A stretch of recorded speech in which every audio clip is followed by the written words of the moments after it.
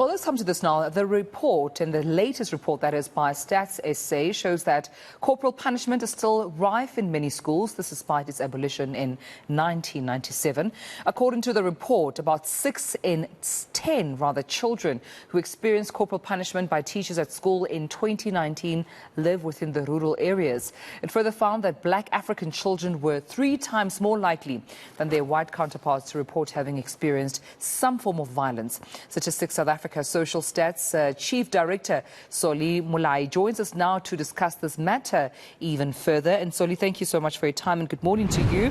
Let's talk about how rife, corporal punishment still is. One would think that because of its abolition back in 1997, it's a thing of the past. It seems the reality, though, is different.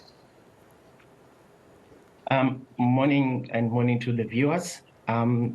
Maybe let me try to bring context into the report that we have published this week. So the report is looking at the children exposed to maltreatment. So maltreatment, if you look at it from how WHO is actually defining it, it's defining it into 4 categories. It's about the physical abuse, emotional abuse, the neglect, and also the sexual abuse. So specifically for this report, we are looking only on the 2 dimensions, the physical abuse and also the verbal abuse. And if you maybe allow me to just to bring background into Sure.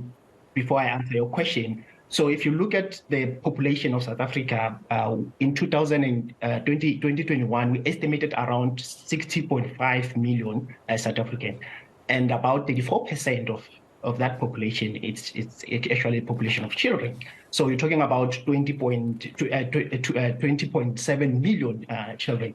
And if you distribute, or you look at it in terms of the provinces, Gauteng, that's where you're getting most of the children, sitting around 46 million of children, and then followed by KZN, and then followed by Limpopo.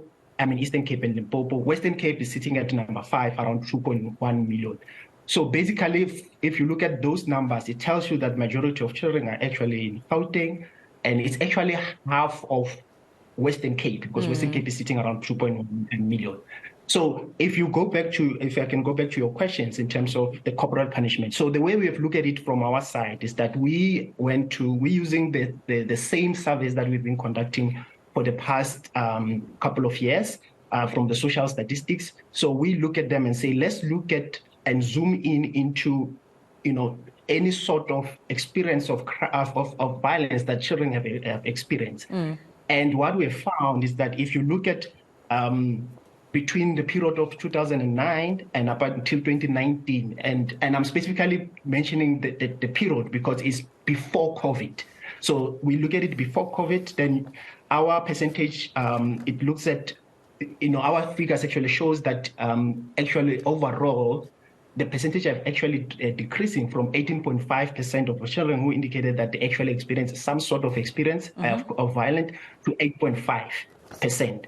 Now, that 8.5% is exactly what you are asking now in terms of the corporate punishment. So Right. if you look at it now and you break it down in terms of what type of violence so corporate punishment is still the leading type of violence that children are still experiencing by teachers. By teachers. So if you want, yes, by teachers. So if you look at it in terms of the numbers now, out of the 13 million school-going children, Right. which is aged between 5 and 17, you're talking about 1 million of children. All right, I have to jump in there if you may allow me because of time, unfortunately, Solly. So what's being done about this? Is there some sort of recourse? Are the pupils reporting it? Are the principals addressing it with the teachers? Or is it just a norm in these schools where you found this data?